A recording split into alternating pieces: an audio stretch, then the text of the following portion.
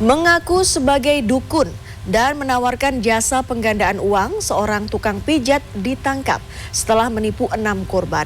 Kerugiannya mencapai ratusan juta rupiah. Sementara itu, seorang kakek di Kabupaten Tangerang, Banten ditangkap oleh polisi setelah menyiramkan air keras ke pasangan suami istri tetangganya hingga terluka bakar. Selengkapnya kami rangkum dalam Kriminal 24 Jam.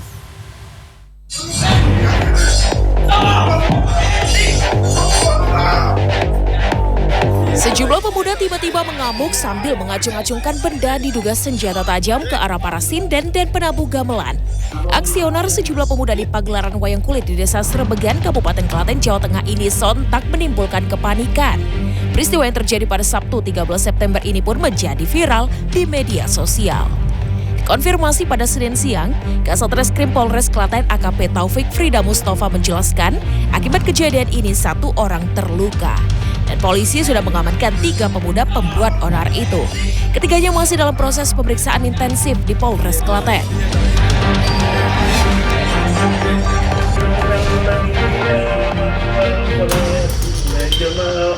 Seperti inilah proses ritual yang digunakan H alias Romo, dukun gadungan berusia 40 tahun saat praktik penggandaan uang.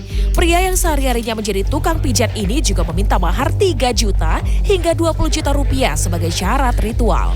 Korban diminta menyiapkan koper yang dijanjikan akan berisi uang setelah beberapa hari. Namun aksi itu akhirnya terbongkar saat korban membuka koper dan hanya berisi bantal serta bed cover.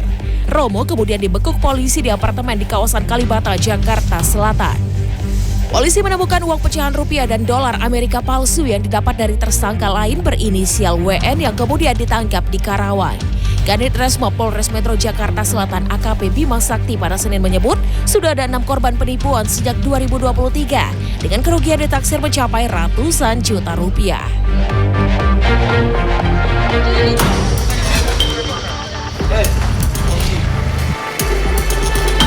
Kakek berinisial S warga Kecamatan Mekar Baru, Kabupaten Tangerang, Banten ini ditangkap polisi setelah menyiram pasangan suami istri tetangganya dengan air keras pada 10 September lalu. Peristiwa ini bermula saat anak dari pasangan suami istri itu melapor sering diejek dengan kata kasar oleh anak tersangka.